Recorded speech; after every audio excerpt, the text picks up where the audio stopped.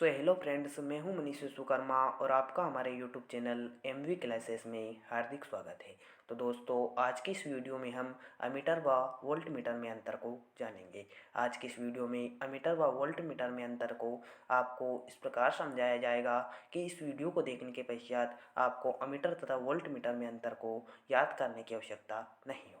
आपको इसी वीडियो में अमीटर तथा वोल्ट मीटर के अंतर को समझा दिया जाएगा, जिसके पश्चात आपको अमीटर तथा वोल्ट मीटर को अंतर को याद करने की आवश्यकता नहीं होगी। और मैं आपकी जानकारी के लिए बता दूं कि हमारे चैनल पर क्लास 12th के लिए वेरी इंपॉर्टेंट क्वेश्चनों की सीरीज तथा जो ऑब्जेक्टिव टाइप क्वेश्चनों की सीरीज स्टार्ट की गई है, वह आपकी बोर्ड परीक्षा की दृष्टि से बहुत ही इंपॉर्टेंट है। अगर आप वेरी इंपॉर्टेंट क्वेश्चनों की सीरीज तथा ऑब्जेक्टिव टाइप क्वेश्चनों की सीरीज को देखना चाहते हैं तो आप हमारे चैनल को सब्सक्राइब कर सकते हैं, बेल आइकन को ऑल पर सिलेक्ट कर सकते हैं, जिससे हम जो भी वीडियो अपलोड करेंगे आप तक पहुंचेगी सबसे पहले। तो चलिए आज की इस वीडियो को बिना किसी देरी के स्टार्ट करते हैं। अमीटर व वोल्ट मीटर में अंतर। तो अमीटर तथा वोल्ट मीटर में अंतर को स्टार्ट करते हैं। जो अमीटर होता है, इसकी सहायता से परिपथ में बहने वाली धारा को मापा जाता है। अमीटर की सहायता से किसी परिपथ में बहने वाली धारा को मापा जाता है। अमीटर की सहायता से क्या किया जाता है? अमीटर की सहायता से किसी परिपथ में बहने वाली धारा को मापा जाता है। तो जबकि जो वोल्ट मीटर होता है, इसकी सहायता से परिपथ में किन्हीं दो बिंदुओं के बीच के विभवांतर को मापा जाता है।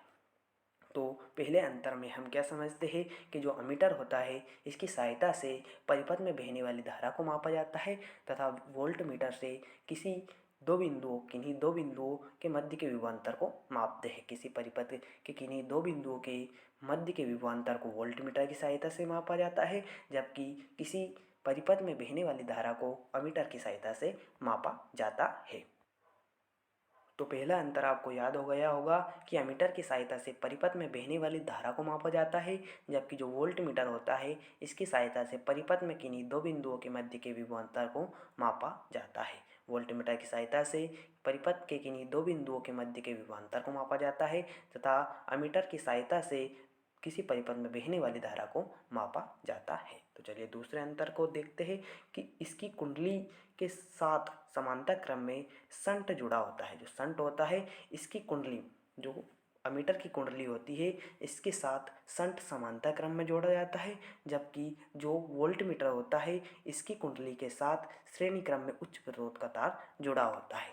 जो वोल्ट मीटर होता है, इसकी कुंडली के साथ जो वोल्ट मीटर होता है, इसकी कुंडली के साथ उच्च प्रतिरोध का तार जोड़ा जाता है।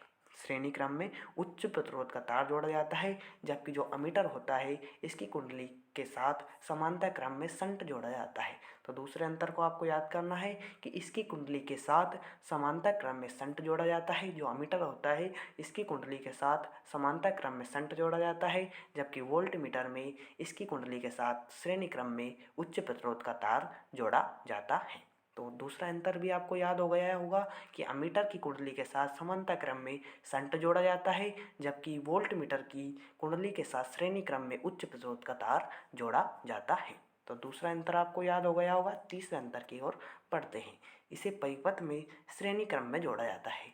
जो अमीटर होता है, इसे परिपथ में श्रेणी क्रम में जोड़ा जाता है, और जो वोल्ट मीटर होता है, इसे परिपथ में समांतर क्रम में जोड़ा जाता है। वोल्ट मीटर को किसी भी परिपथ में समांतर क्रम में जोड़ा जाता है और अमीटर को किसी भी परिपथ में श्रेणी क्रम में जोड़ा जाता है। तो तीसरा अंतर आपको याद हो गया होगा कि अमीटर को श्रेणी क्रम में जोड़ा जाता है, जबकि जो वोल्ट मीटर होता है, इसे किसी भी परिपथ में समांतर क्रम में जोड़ा जाता है। अमीटर को श्रेणी क्रम में जोड़ा जाता है तथा वोल्ट मीटर को समांतर क्रम में जोड़ा जाता है। पर तीसरा अंतर आपको याद हो गया होगा। चौथा अंतर की ओर बढ़ते हैं। इसका प्रतिरोध कम होता है। जो अमीटर होता है, इसका प्रतिरोध कम होता है। जो वोल्ट मीटर होता है, इसका प्रतिरोध अत्यधिक होता है। जब किसी परिपथ में अमीटर को लगाया जाता है तो प्रतिरोध कम हो जाता है। जब किसी परिपथ में अमीटर को लगाया जाता है तो उसका प्रतिरोध बहुत कम हो जाता है, जबकि जब किसी परिपथ में वोल्ट मीटर को लगाया जाता है तो उसका प्रतिरोध अत्यधिक हो जाता है। अर्थात इस अंतर से हम क्या समझते हैं कि अमीटर का प्रतिरोध कम होता है और वोल्ट मीटर का प्रतिरोध अत्यधिक होता है। इससे हमने ये समझा कि अमीटर का प्रतिरोध कम होता है और वोल्टमीटर का प्रतिरोध अत्यधिक होता है। तो चौथा अंतर भी आपको याद हो गया होगा। पांचवें अंतर की ओर बढ़ते हैं।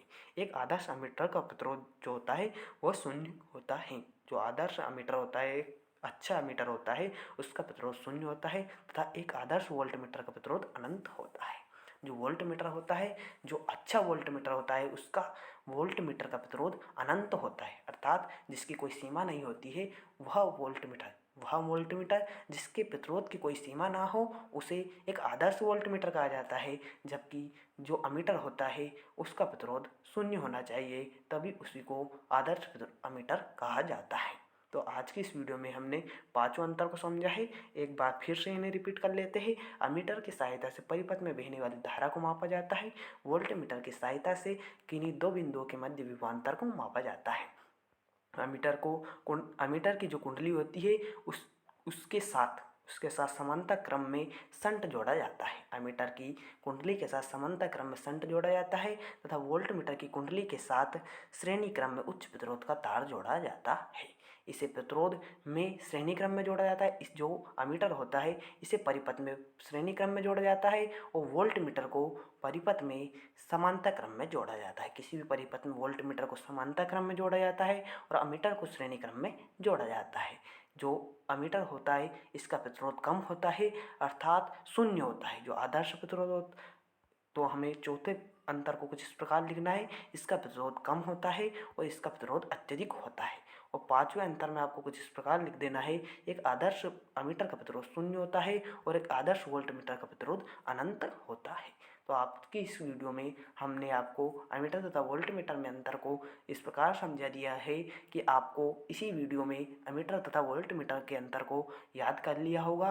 अगर आपको यह अमीटर तथा वोल्टमीटर में अंतर याद हो गया है तो आप हमारे चैनल को सब्सक्राइब कर सकते हैं, बेल आइकन कॉल पर सिलेक्ट कर सकते हैं, जिससे हम जो भी वीडियो अपलोड करेंगे आप तक पहुंचेगी सबसे पहले। और हमारे चैनल पर जो वेरी इंपॉर्टेंट क्वेश्चनों की सीरीज एवं ऑब्जेक्टिव टाइप क्वेश्चनों की सीरीज स्टार्ट की गई है वह आपकी बोर्ड परीक्षा की दृष्टि से बहुत ही इंपॉर्टेंट है। तो आप इंपॉर्टेंट क्वेश्चनों की सीरीज तथा ऑब्जेक्टिव टाइप क्वेश्चनों की सीरीज को देखना ना भूलें। तो चलिए आज की इस वीडियो को यहीं पर समाप्त करते हैं।